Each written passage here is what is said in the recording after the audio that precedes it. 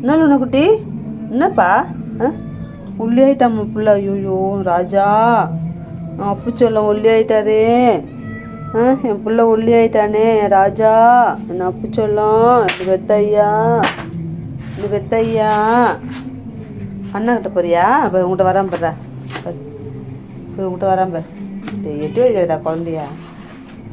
அண்ணா கிட்ட போறியா? அண்ணா பால் என்ன சொன்னப்பா? என்னய்யா இன்னும் சொம்மே மில்க் வேணுமா?